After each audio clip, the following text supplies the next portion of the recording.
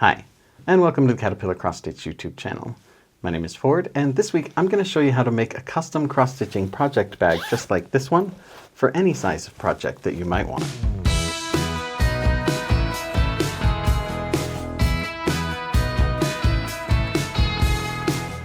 Got a lot to cover today, so do me a favor and like this video, subscribe to the channel, and when we're done, leave me a comment, especially if you have a question you'd like me to answer. I try to answer questions from viewers as often as I can.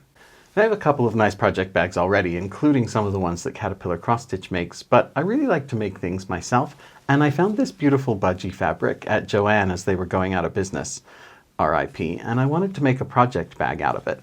I also wanted to make one that was big enough that I would be able to fit a full-sized sheet of paper, letter-sized paper in the US, so that I could put my pattern in the bag without having to fold it.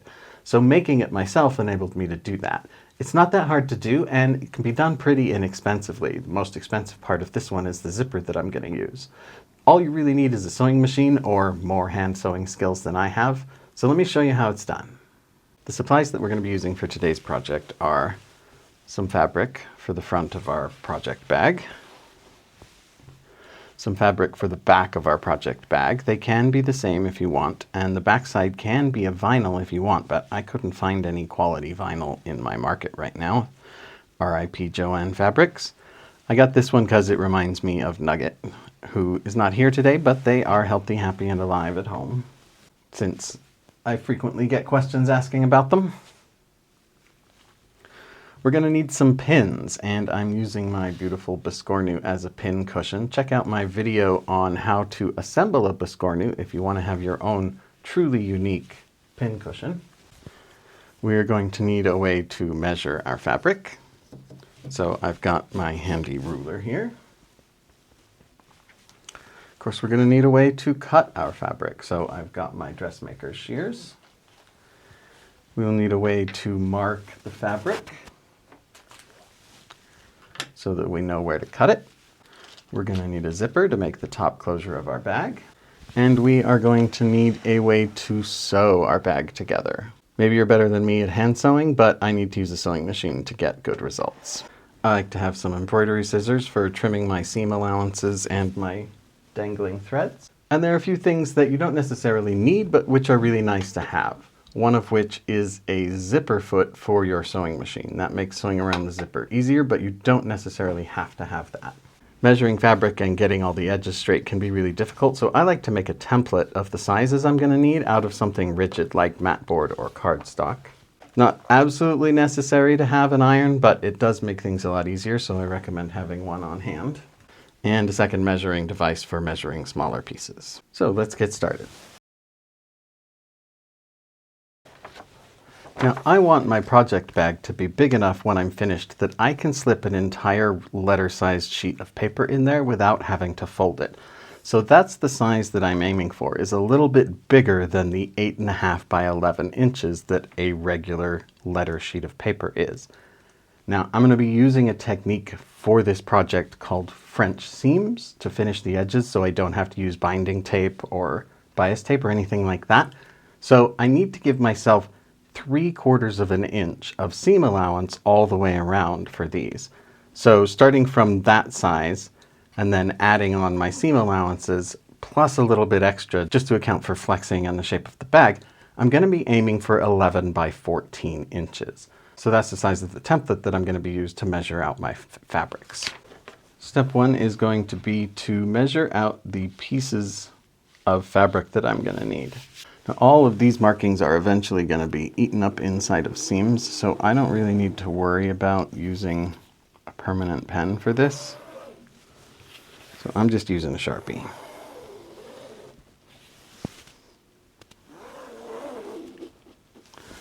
You see why having the template is very handy, especially if you're going to make multiples of these. It's really nice to have a reusable template.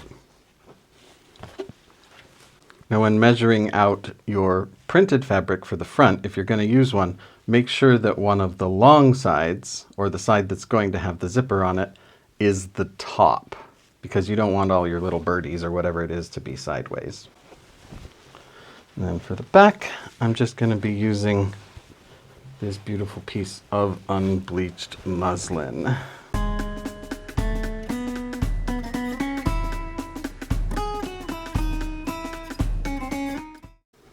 Now, in addition to the 2 pieces of fabric for the front and back, I'm going to want 2 smaller pieces of fabric for finishing my zippers.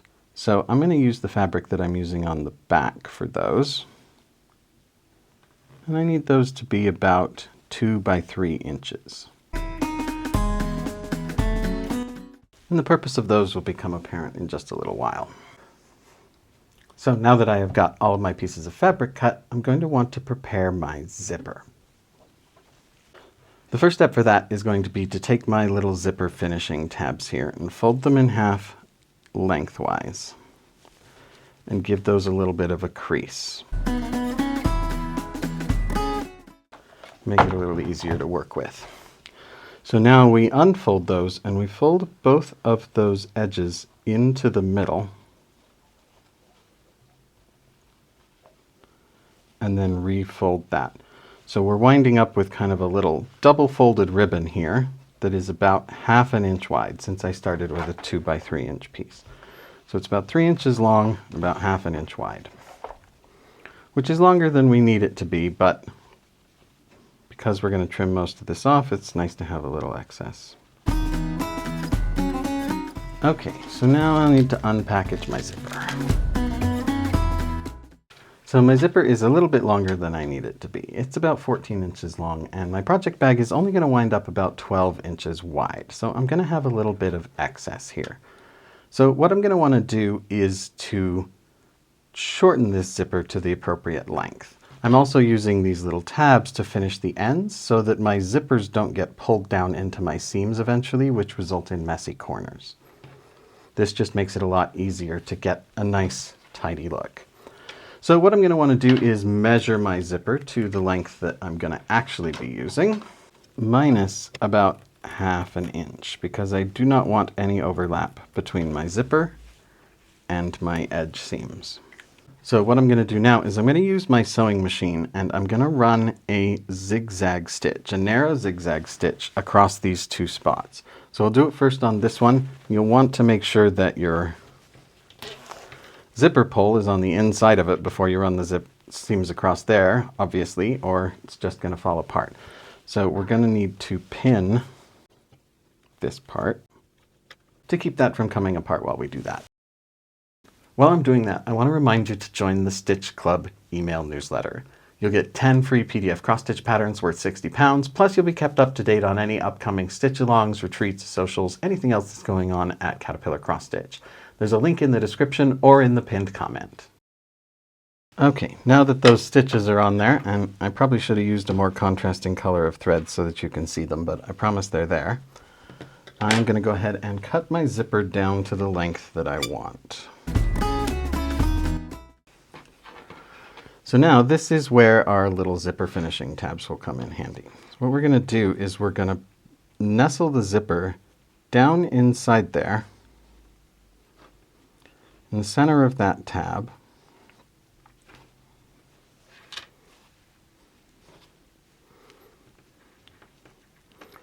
And we'll give that a pin just to hold it in place.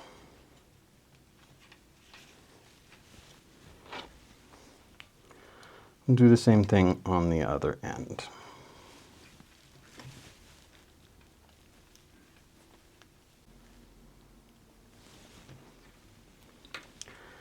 And then I'm going to run a stitch across here about 1/8 inch from that fold right there. But I want to use just a straight stitch rather than the zigzag stitch I used to secure the zipper. I don't need to do back and forth to make lock stitches on this because it's all going to be inside a seam later anyway.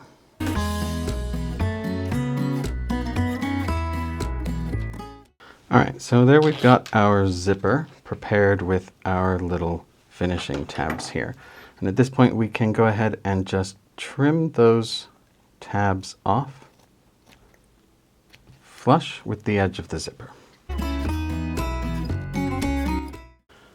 So now we are ready to begin assembling our bag. So we're going to get our 2 pieces of fabric that we made.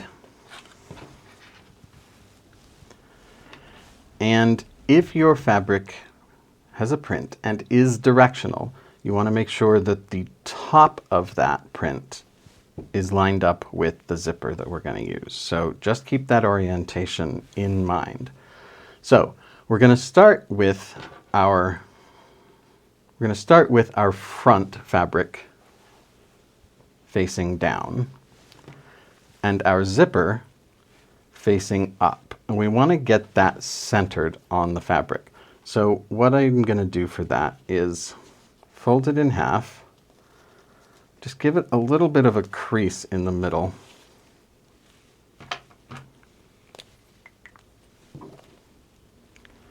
Then mark that crease for myself, just lightly. And then I will do the same thing with my front fabric. Get folded in half nice and neatly. Give it just a little bit of a crease there. And then mark that crease. And with this one, we're going to need it on top and bottom, so I'll mark that too. Now, this is going to feel wrong if you have any sewing experience but haven't done French seams before. I'm going to put the wrong sides facing together. And I'm going to pin that in place. If you're crafty and you're wanting to try something new, why not try Caterpillar Crochet? It's the same beginner-friendly kits and support a community that you've come to know and love. Find us on Facebook or on Instagram to get started. So I will just go ahead and stitch this with about 1/4 of an inch seam allowance. So I'm going to do, since this is about 1/2 an inch here, I'm going to do about 1/4 of an inch, about half of that space. And I'll go all the way to the end of my little zipper finishing tabs.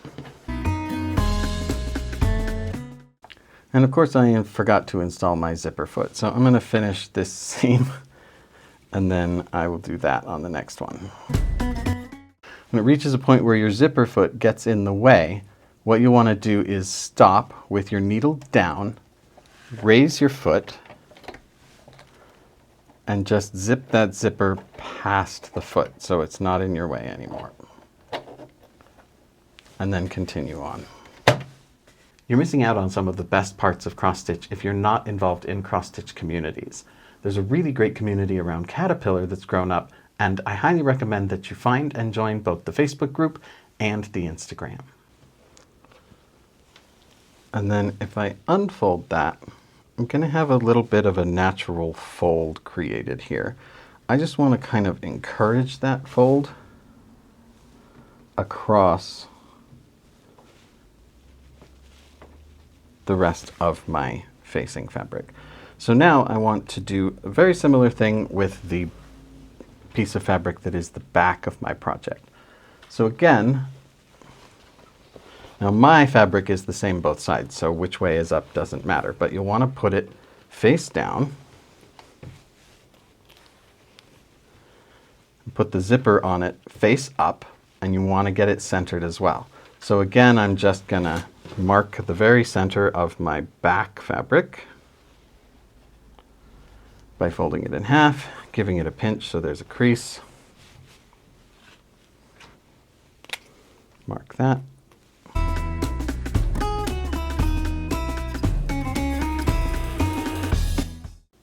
And I'm going to remember to put my zipper foot on this time.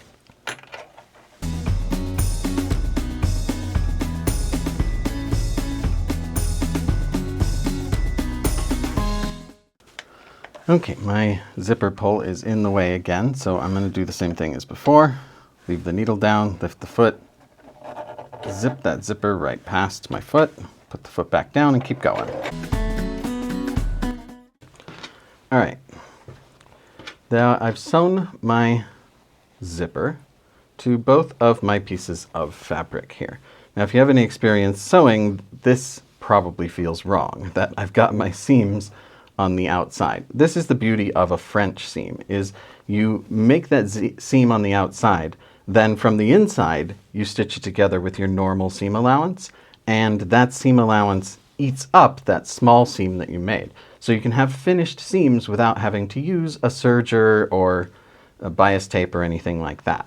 Now again, with this side, I want, just like with the other one, to encourage this little fold here, because I do need my French seam to continue along the edge there. But because it's not a bag yet, it's not as obvious how we turn it inside out. But what we do is we take that and we fold it right up against the edge of the zipper.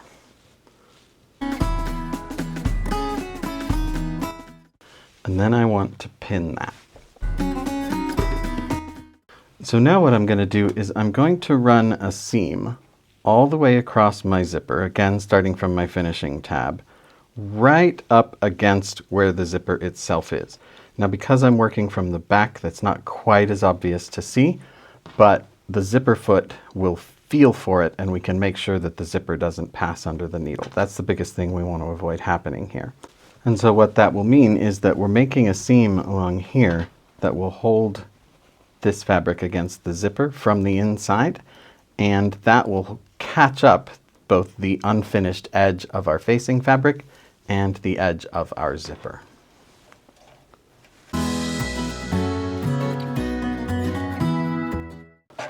Get our zipper past the needle again. Ow!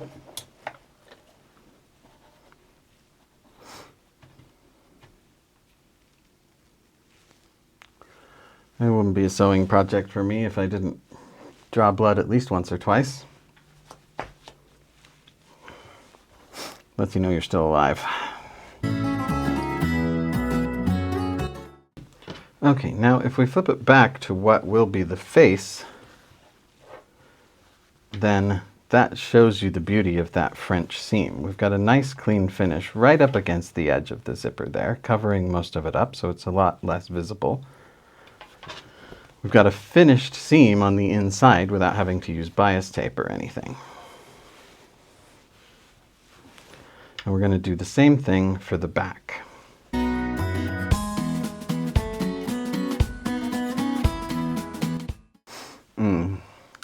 I've left my zipper at the end here, and that's going to be a problem because I won't be able to move it past. So I'm going to fix that here. Make sure you give yourself at least a couple inches unzipped so that you can move the zipper past the needle when you get to it. And then we'll run a seam right along there.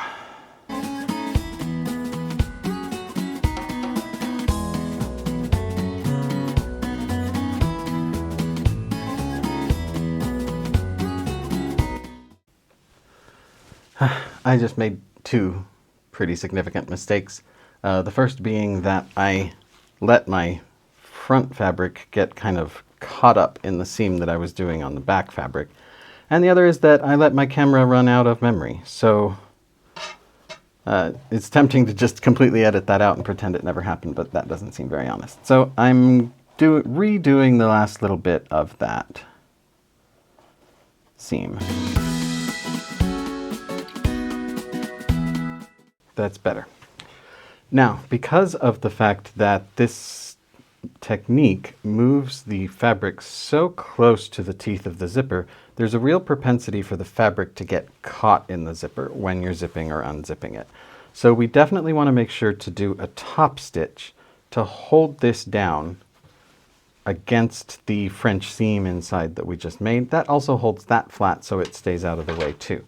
So all we're going to do is we're going to run a stitch about 1/8 of an inch away from the zipper while kind of pulling this so that the stitch will hold it pulled away from the teeth of the zipper. And we'll do that on both sides. And then we will extend that stitch all the way out to the end of the fabric so that we locked down this little rolled hem that we've created.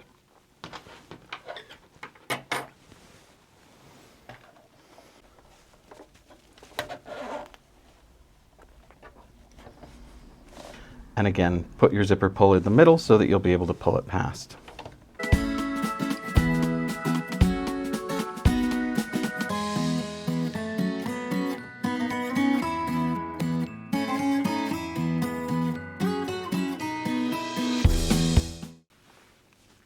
Okay, I'm not a very good sewist, so you can see that my lines are not very straight there. You can probably do a better job than me, but you can see how nicely finished the ends of those zippers are. So now all we really need to do is finish sewing this together as a whole bag. So what we will do is, just like with the zippers, we'll actually start by putting a seam on the outsides.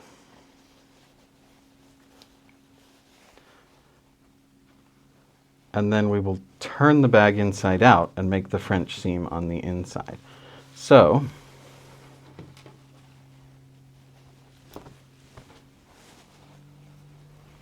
I'll just match up these sides. Put some pins in there. And this is why I was saying I would use a 3/4 inch seam allowance, because I'll need a 1/4 inch for the first seam and then a 1/2 inch for the seam that eats that one.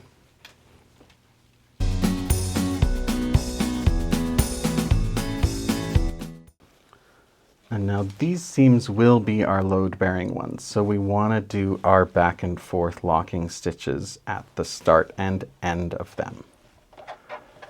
And because we're going to be doing one big long seam, now is a good time to check your bobbin and make sure that you have enough thread left on your bobbin to do this whole seam. If not, maybe load a new one. And I don't need the zipper foot anymore, so I'm going to change that out.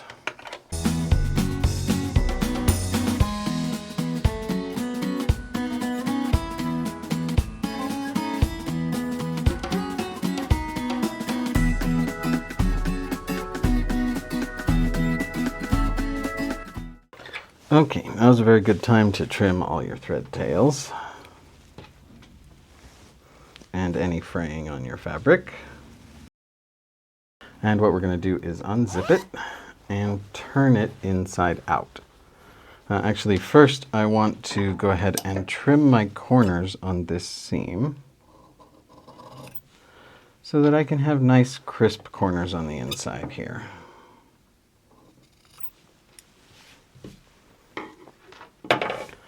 Then turn it inside out.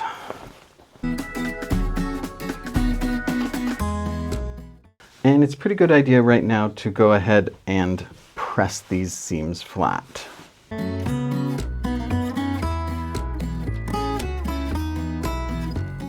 So now what we're going to do is we're going to run a stitch just like the one we just did all the way around the 3 sides of the perimeter of the bag, and that will create those beautiful finished French seams on the inside. So we'll start up here again.